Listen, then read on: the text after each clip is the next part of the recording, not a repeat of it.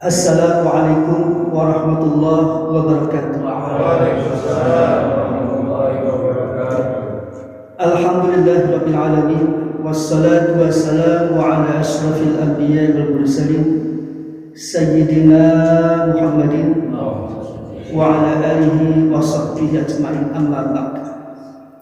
A'udzu billahi minasyaitonir rajim. Bismillahirrahmanirrahim. Subhanaka la ilma lana illa ma 'allamtana innaka antal alimul hakim. Shadaqallahul 'azim. Rabbi shrah li sadri wa yassir li amri wahlul 'uqdatam min lisani yafqahu qawli. Yang saya muliakan jamaah sekalian, mari terlebih dahulu malam ini kita panjatkan puji dan syukur kehadirat Allah Subhanahu wa taala. Alhamdulillah malam ini kita dapat hadir dalam rangka mengikuti taklim rutin kita. Semoga kehadiran kita mendapat ridha Allah Subhanahu wa taala. Selawat dan salam semoga tercurah limpah kepada junjungan kita Nabi besar Nabi Muhammad SAW beserta keluarganya dan para sahabatnya hingga yaumil qiyamah. Hadirin sekalian yang saya hormati, di sini ada kajian Nasul Ibad halaman 45 maqalah 7 dikatakan bismillahirrahmanirrahim. Wal maqalatu sabi'atu, maqalah yang ke-7 dikatakan qala Aliyun karramallahu wajhah, telah berkata Sayyidina Ali semoga Allah memuliakannya, wa fi nuskhatin, dan dalam catatan yang lain, bahwa hal yang sama dikatakan pula oleh waqala Umar radhiyallahu anhu, semoga Allah meridainya. Apa kata beliau? An-na'imu ay a'dhamuha,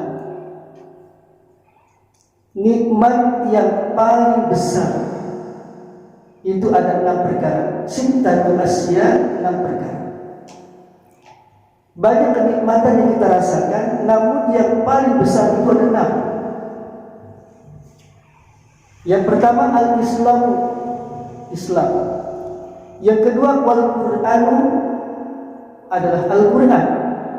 Nikmat terbesar ketiga adalah Muhammadun Rasulullah, diutusnya Nabi kita Muhammad SAW. Kemudian nikmat terbesar keempat adalah wal afiyah, sehat wal afiyah. Yang kelima satrul uyub, ditutupnya aib. Kemudian yang keenam wal ghina 'anil nas, yaitu kekayaan tidak bergantung kepada orang lain. Itulah kenikmatan terbesar yang Allah berikan kepada kita. Nah, mari kita jabarkan satu persatu bagaimana gambaran nikmat terbesar yang namanya Islam.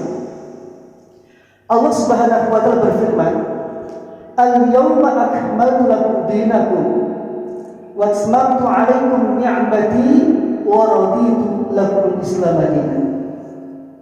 Al-yauma akmaltu lakum dinakum, hari inilah hari di mana kusempurnakan agama kalian. Wa atmamtu 'alaikum ni'mati, dan aku cukupkan nikmatku kepadamu. Wa raditu lakum Islam dinan, dan aku rela, aku ridha al-Islam menjadi agama yang kamu anut. Jadi bukan di zaman Nabi ada kongres bikin agama Islam. Tidak. Bukan di zaman para sahabat ada muktamar bikin agama Islam. Tidak. Langsung nama al-Islam itu langsung Allah turunkan. Ya. Dari langit al-Islam namanya. Wa raditu lakum Islam madinah, aku rela, aku ridha al-Islam menjadi agama yang kamu. Karena itu harus kita syukuri Islam. Kalau kita mau melihat lebih dalam lagi, mari kita ungkap dalam kitab tafsir Sawi. Ya, tapi di sini saya hanya membawa tafsir Safwah. Ya, diterangkan di sini. Ya, penafsiran ayat yang tadi. Al-yawma akmaltu lakum dinakum. Hari ini kusempurnakan agama kalian. Maksudnya apa? Ai akmaltu lakum syari'ata. Dibayanil halal wal haram.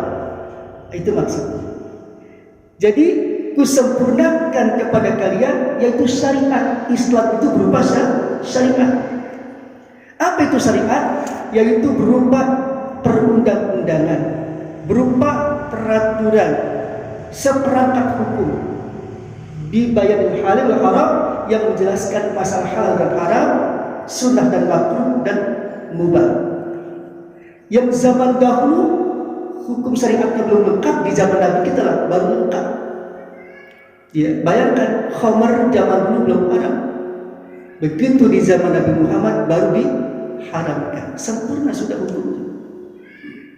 Nah, selanjutnya, watsmantu alaikum nikmati, dan kusempurnakan nikmatku untukmu. Apa penafsirannya? Sempurna di sini adalah nikmat bil hidayah wa taufiqi ila aqwamin thariq. Berupa hidayah. Nah, Pak, hidayah itu dengan hadiah satu akar kata. Hidayah dengan hadiah satu akar kata. Saya mau tanya, bapak-bapak yang hadir di sini, kalau diberikan hadiah, bagaimana rasanya? Senang nggak? Nah, itulah hidayah. Kalau mendapatkan hidayah, luar biasa. Kenapa? Sebab hidayah atau hadiah yang Allah berikan ini sangat mahal harganya. Saking mahalnya. Maaf, berkali maaf.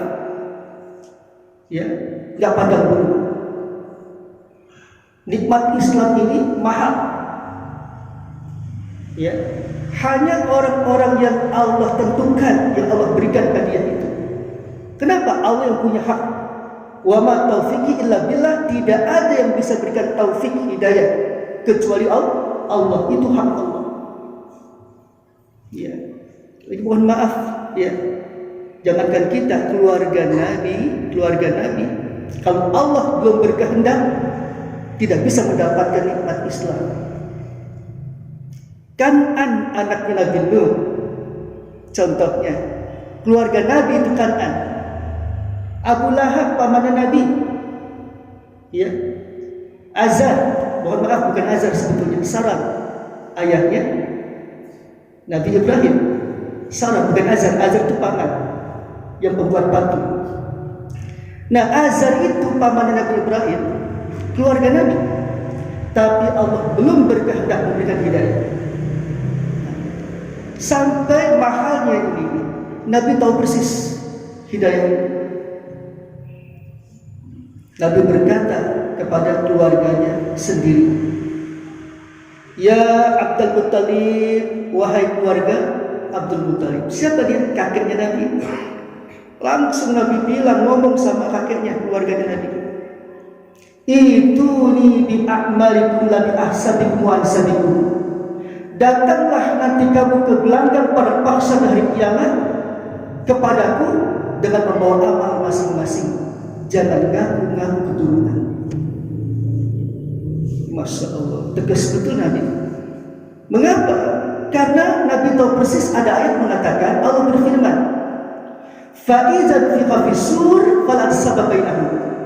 Apabila sangkakala ditiup oleh malaikat Israfil, falan sababainahu, maka terputuslah silsilah kekeluargaan. Sudah enggak berlaku lagi keluarga. Bawa amal masing-masing. Itu pula diperkuat oleh ayat yang lain. Ya, yauma yafirul mar'u min akhihi wa ummihi wa abihi wa sahibatihi wa banihi. Ya. Hari inilah hari di mana saudara, di mana seseorang meninggalkan saudaranya. Wa ummihi wa abihi, meninggalkan ayah dan ibunya. Ya, wa sahibatihi wa banihi, meninggalkan istri dan anak-anaknya. Nafsi-nafsi masing-masing. Likulli imri'in minhum yawma idzin sya'nun yughni. Semua orang di hari kiamat sibuk mikirin amal ibadahnya masing-masing. Ya, entah bapak kemana, ayah kemana, anak kemana. Udah panik di hadapan Allah. Cukupkah ibadah? Itu karena akan ditimbang di yaumil mizan. Ya. Saudara sekalian yang saya hormati, oleh karena itu selagi kita mendapat hidayah Islam ini, maka jagalah agama itu.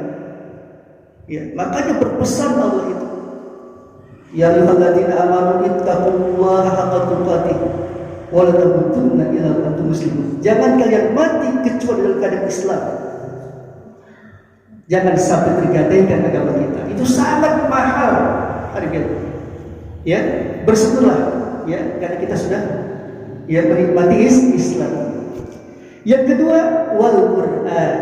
Itu juga nikmat terbesar kedua. Nah, saudara, banyak sekali pedoman yang ditawarkan, banyak sekali pedoman hidup yang ditawarkan di hidup kita ini. Banyak nih pedoman hidup. Tapi mohon maaf, pedoman yang paling bagus, yang paling sempurna adalah Al-Quran. Innal Qur'ana yahdi lillati hiya aqwam.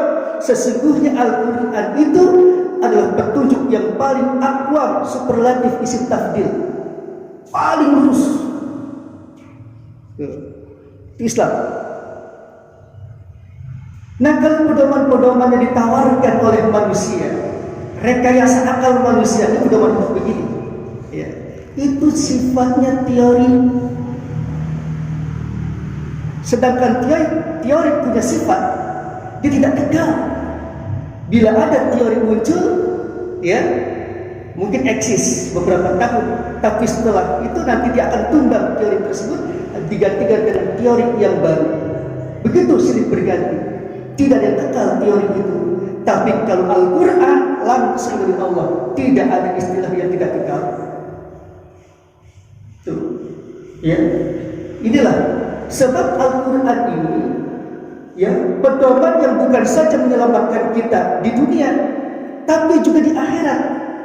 Coba kalau pedoman hidup ciptaan manusia hanya berlaku di dunia, tapi Al-Quran keberlakuannya dunia akhirat, kita bisa selamat. Karena itu maka bersyukurlah kita diberikan kitab suci bernama Al-Quranul Karim. Saudara sekalian yang saya hormati, ya, allazi yaqra'ul Qur'an wa huwa mahirun bihi. Orang yang baca Al-Quran dan dia mahir, lancar, fasih dia baca Quran, ya, yub'asu, besok akan dibangkitkan di padang mahsyar ma'as safaratil kiramil bararah. Dibangkitkan nih orang yang sering baca Quran, dibangkitkan bersama para malaikat. Masya Allah, bangkit di padang mahsyar bareng bersama para malaikat. Betapa mulianya orang yang baca Quran. Mulia. Pak, saya mau tanya, kalau kita ngomong sama teman sebaya, enak nggak? Enak tidak? Enak, apalagi pakai ngopi. Ada kopi nggak ya? Okay. Enak kalau kita ngomong sama sahabat kita, ya. Sekarang saya mau tanya, bagaimana kalau kita ngomong sama presiden dah? Bagaimana? Bangga nggak kita? Hah? Kita ngomong sama ya ulama, ya bangga nggak kita? Saya mau tanya, bagaimana kalau kita ngomong sama Allah? Bangga nggak? Lebih bangga lagi. Pertanyaannya, apa bisa kita bicara sama Allah? Siapa bilang kita nggak bisa ngomong sama Allah? Bisa. Gimana caranya? Nabi yang bilang, man arada ayatakallama ma'allahi falyaqra'il Qur'an, kata Nabi. Man arada, barang siapa yang ingin ayatakallama, berdialog, berkata-kata, bercakap-cakap ma'allahi, bersama Allah, caranya gimana? Falyaqra'il Qur'an, bacalah Qur'an. Karena Quran adalah kalamullah, ucapan Allah. Kalau kita baca Quran itu arti seolah-olah kita lagi sedang dialog sama Allah, sedang ngomong sama Allah. Contoh gambarannya begini. Waktu dulu nostalgia, bapak dapat surat ya dari mantan kekasih. Pernah? Ya, Ustaz Ridwan, pernah nggak? Ya, kita dapat surat dari kekasih kita. Ya, biasa surat ada perihalnya enggak? Surat perihalnya judulnya apa? Penting, istimewa, gitu kan? Ada judulnya itu surat. Itu betul-betul tulisan kekasih kita, isi hati kita, isi kekasih kita itu dicurahkan di surat itu, kata-katanya, betul? Begitu sampai surat dilayangkan, kita baca suratnya, apa setelah kita baca, seolah-olah kita berdialog dengan beliau. Betul enggak? Allah pun begitu. Allah masih surat cinta. Berapa banyak surat cinta yang Allah layangkan kepada kita? 114 surat. Ya, perihalnya apa? Al-Baqarah, Ali Imran, An-Nisa, Al-Maidah. Itu nama surat cintanya. Ya tidak. Di situ kita berdialog pada Allah. Masya Allah. Terlebih-lebih kalau kita lagi baca Al-Fatihah, betul-betul terjadi dialog. Coba kita nggak diizinkan mendengar, kita nggak dengar. Ini sering saya sampaikan. Ya, kita menghadap Allah, ya, kita mau ngomong sama Allah, baca Al-Fatihah. Alhamdulillahirabbil alamin. Kita ngomong sama Allah. Segala puji bagi Allah Tuhan semesta alam. Yang namanya dialog kan ada timbal balik, betul? Ada timbal balik. Masa mau ngomong sendirian, betul? Ada dialog itu timbal baliknya. Allah jawab, hamidani abdi, hambaku memujiku, Ar-Rahmanir Rahim. Allah yang maha pengasih lagi maha penyayang. Allah jawab lagi itu dialog kita. Apa katanya? Asna alayya abdi, lagi-lagi hambaku menyanjung aku. Maliki yaumiddin, Allah raja hari kiamat, Allah raja hari pembalasan. Allah jawab wajadani abdi. Terjadi dialog. Betapa bangganya kalau misalkan kita baca Quran ya dengan alam pikiran, pengetahuan seperti itu, maka kita nggak mau main-main bicara pada Allah, baca Quran yang khusyuk.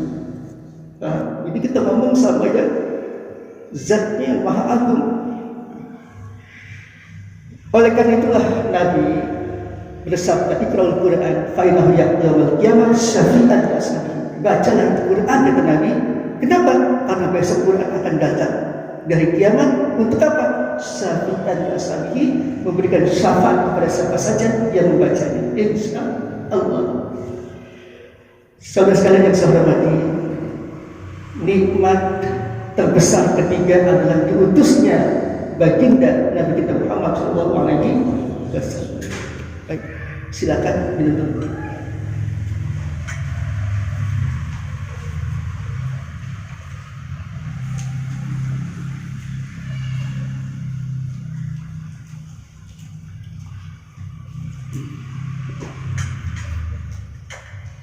Saudara sekalian yang saya hormati,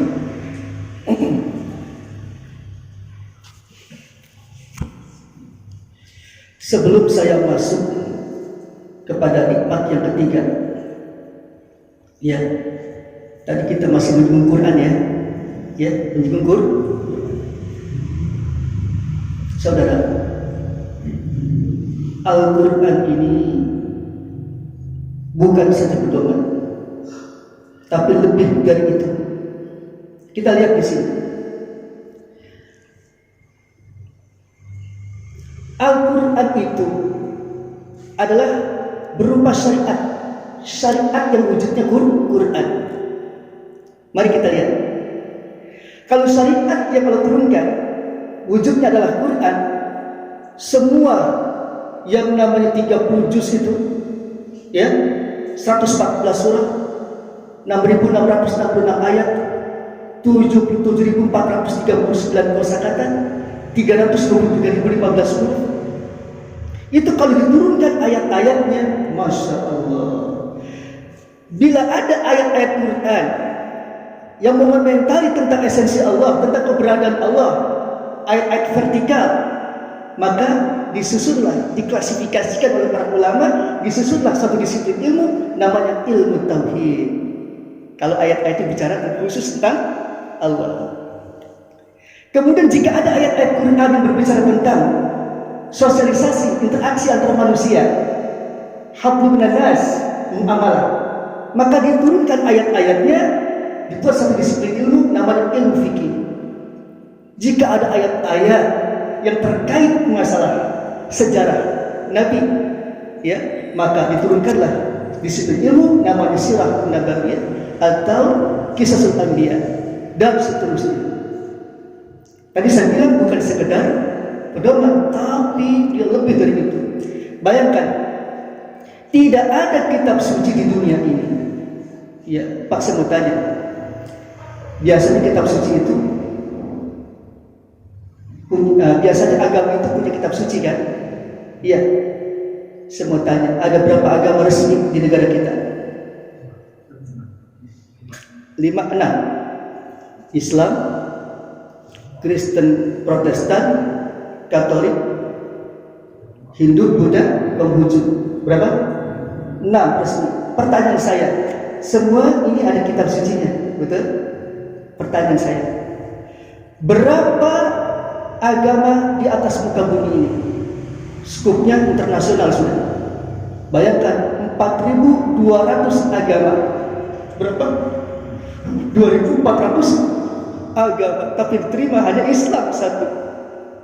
Islam aja diterima. Luar biasa. Nah, bagaimana kitab sucinya? Nah, gitu. Nah, saudara sekalian saya hormati. Jadi tadi kita kembali, Quran itu bukan sekedar tuntunan, ya, tapi lebih daripada itu. Tidak ada saya temukan, maaf, dari apa namanya? Saya pernah baca kitab Injil, ya pernah, sampai hatam.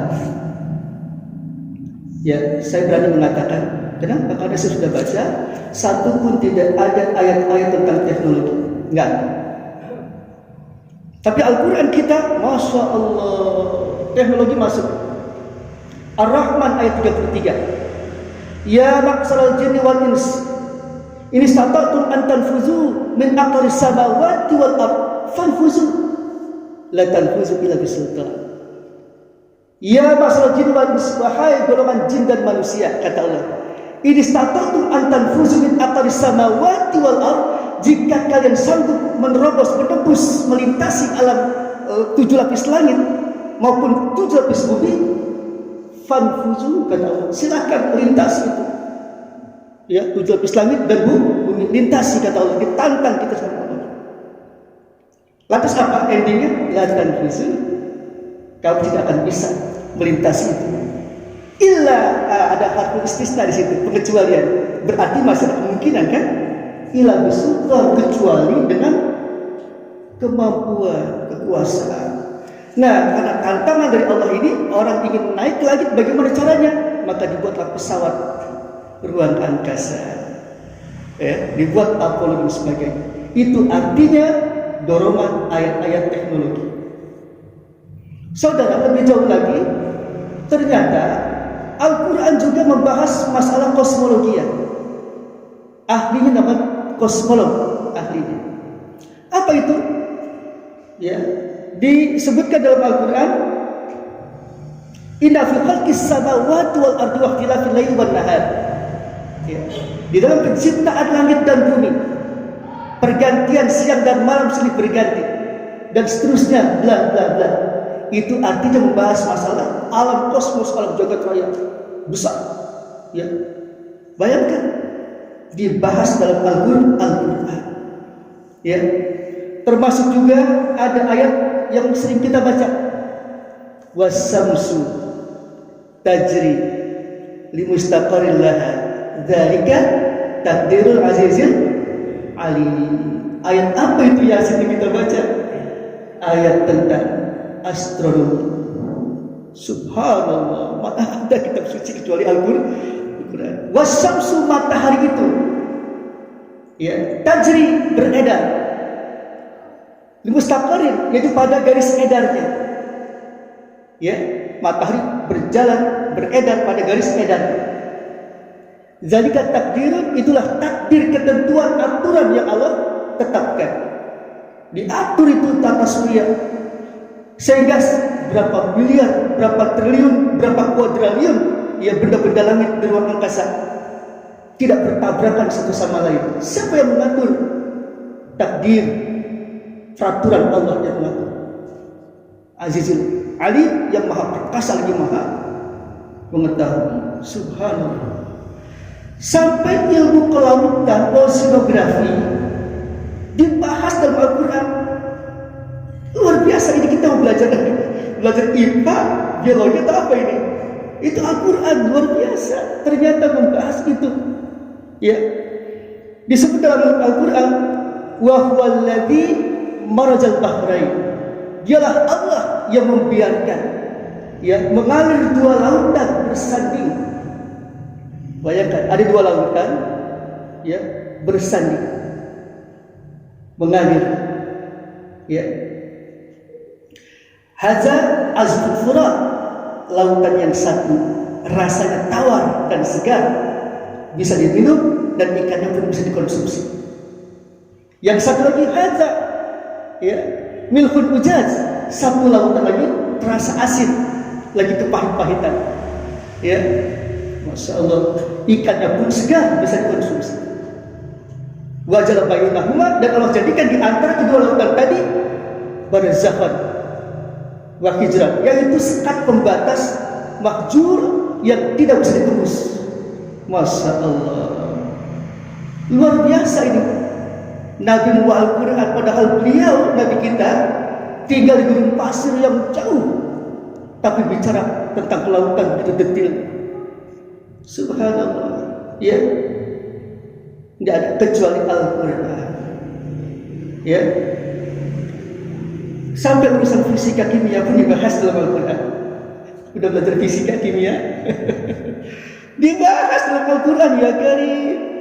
Wa kullu syai'in indahu bimiqdarin. Segala sesuatu ada takarannya. Itu kan bicara masalah fisika kimia. Lagi-lagi, fabi ayyi alamin tukadziban, nikmat Tuhan mana lagi yang kamu dustakan? Berkali-kali, fabi ayyi alamin tukadziban, nikmat Tuhan mana lagi yang kamu dustakan? Subhanallah. Baru kita masuk, yaitu nikmat terbesar yang ketiga, yaitu Nabi kita Muhammad SAW. Saudara sekalian yang saya hormati, ya, kenapa Nabi kita nikmat terbesar? Ya, bersyukurlah kita menjadi umat Nabi Muhammad. Bersyukur. Ya, Nabi memberi jaminan kepada umatnya. Ya, bayangkan umat-umat terdahulu kepengen banget jadi umat Nabi Muhammad. Ya, sampai Nabi Adam, Nabi Musa kepengen banget jadi umat Nabi Muhammad. Lah kita ini alhamdulillah umat Nabi Muhammad. Kenapa dijamin? Kullu ummati yadkhulunal jannah. Seluruh umatku ujung-ujungnya bakal masuk surga. Amin. Masya Allah. Kullu ummati, seluruh umatku kata Nabi, yadkhulunal jannah, ujung-ujungnya bakal masuk surga, walaupun mampir dulu. Walaupun mampir dulu, tapi ujung-ujungnya bakal masuk surga. Itu jaminan yang luar biasa.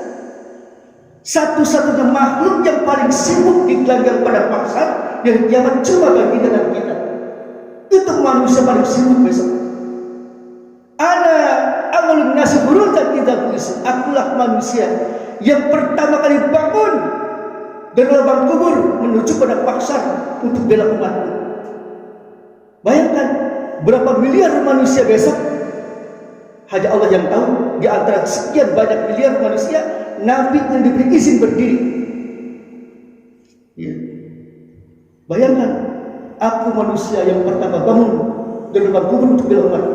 Wa ana khatibuhum ummati analaha ummatu akulah yang berikan syafaat itu. Ya, pertolongan maksudnya. Saudara, Nabi kita bersabda, likulli nabiyyin da'watun mustajabah. Setiap nabi mempunyai doa mustajab. Maknanya mustajab, sangat dikabul. Ya. Kalau saya istilahkan begini, doa mustajab itu ibarat senjata pamungkas, gitu ya. Kapan dipakai itu? Setelah senjata-senjata lain sudah tidak ampuh lagi, barulah pamungkas yang dikeluarkan. Itu senjata terakhir andalan. Fata'ajjala bin nabi da'watahu, seluruh nabi sudah mengeluarkan doa pamungkasnya. Lihat Nabi Nuh, dia angkat kedua tangannya, banjir bandang. Lihat Nabi Nuh, dia angkat kedua tangannya, hujan batu panas 7 hari 7 malam. Tapi Nabi kita, betapa cerdasnya beliau. Begitu dilempar oleh masyarakat Taif dengan batu, Nabi yang melawan. Malah Jibril yang bergetar. Ya Muhammad, boleh nggak diizinkan nih? Akan aku angkat gunung Taif nih yang melempar kamu dengan batu. Jangan. Luar biasa. Ya. Apa dia bilang kalau semua nabi menyegerakan doa pamungkas seperti nabi kita? Tidak. Wa ini ikhtabatu dakwati syafa'atan li ummati yaumil qiyamah. Sedangkan doaku itu sengaja aku simpan, kata Nabi. Doaku aku simpan. Untuk apa? Syafaatan. Akan kujadikan doaku itu sebagai syafaat, sebagai pertolongan. Li ummati, untuk umatku, yaumil qiyamah, hari kiamat nanti. Fahiya na'ilatun insyaallah ta'ala liman mata lam yusyrik billahi syai'an. Insyaallah syafaatku itu, doaku itu akan mengenai seluruh umatku, liman mata min ummati, yang meninggal dari umatku sepanjang hidupnya tidak musyrik mempersekutukan Allah dengan segala sesuatunya, dapat dia syafaatku. Masya Allah. Ya kan, sibuk Nabi kita membantu menolong kita. Ya. Kali ini saya hormati.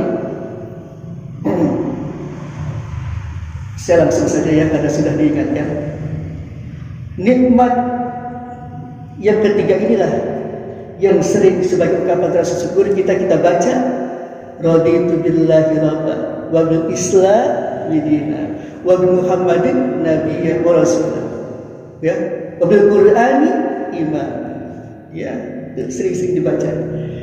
Kemudian saudara sekalian yang saya hormati, yaitu nikmat berikutnya wal afiyah, sehat wal afiyah. Saya tidak lama di sini. Nikmat sehat itu hanya bisa dipahami dan dimengerti oleh orang-orang yang sakit. Kita sehat ya, kita nggak sadar nikmatnya sehat semahal apa, kita nggak sadar. Begitu kita sakit baru terasa betapa mahalnya kesehatan itu, betul? Ayo coba lanjut. Kemudian yang kelima, satrul uyub, ya, ditutupnya aib. Pak, kenapa kita bisa tidur, bisa makan, bisa istirahat? Karena aib kita ditutup. Bayangkan kalau seandainya aib kita dibongkar, ya, kita gak enak makan, gak enak tidur, sampai menutup aib kita. Allah Subhanahu wa ta'ala, andai kata aib kita dibongkar, orang menjauh dari kita, betul tidak? Kemudian yang terakhir, wal ghina 'anil nas, nikmat terbesar yang terakhir, yang keenam adalah kekayaan. Ya, kekayaan tidak membutuhkan orang lain. Fi umur dunia, dalam urusan dunia, ya, umur dunia, urusan dunia. Kenapa ada orang hidupnya susah, doanya salah? Kenapa kok orang hidupnya susah, doanya salah? Lalu kenapa?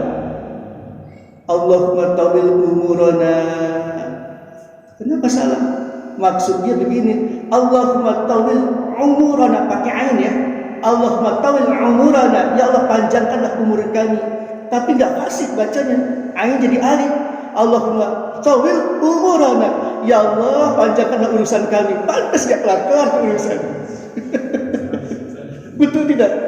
Makanya harus fasih. Umurana dengan umurana beda. Ya, mohon maaf canda. Nah, di sini dalam hadis qudsi ya, Allah berkata ya ibnu Adam, wahai anak cucunya Adam, maksudnya kita semua nih. Tafarraq lil ibadati, curahkan tenagamu ya, segenap kekuatan untuk ibadah kepada Allah dalam itu. Kerahkan semua tenagamu untuk beribadah kepadaku, kata Allah. Kalau kamu bekerja keras dalam ibadah, amla'u qalbaka bina, maka aku penuhi hatimu dengan kekayaan. Janji Allah, kalau kita kerja keras ibadah, Allah bikin kita kaya. Wa amla'u, kaya apa tadi? Kaya dalam hati, ya. Wa amla'u yadaika, ya, rizqan, dan juga aku beri kekayaan di kedua belah tanganmu, rezeki. Masya Allah, kaya hati, kaya. Kemudian ya ibnu Adam, wahai anak cucunya Adam, la taba'ad anni, jangan sekali-kali kalian menjauh kepadaku, kata Allah. Jika kamu berani menjauh kepadaku, kata Allah, amlau qalbaka faqran, niscaya aku jadikan hatimu miskin. Hati-hati. Wa ma yadaika sudlan, dan kupenuhi kedua tanganmu kesibukan namun sia-sia hasilmu. Capek banting pulang siang malam tapi hasilnya tidak ada. Kenapa? Karena kita menjauh dari Allah Subhanahu wa Ta'ala. Demikianlah yang dapat disampaikan, semoga bermanfaat. Al-Fatihah.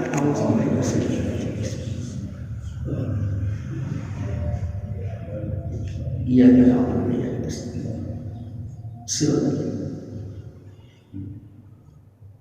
wa'fu ya karim, wa'fu ya rahim. Allahumma bihadil Fatihah wa sirril Fatihah wa hurmatil Fatihah iftah lana abwabal khair wa khtim lana bil khair waj'alna min ahli khair.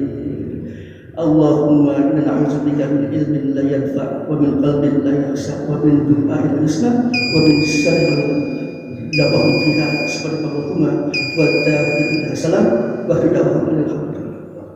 Terima kasih, mohon maaf. Wassalamualaikum warahmatullahi wabarakatuh.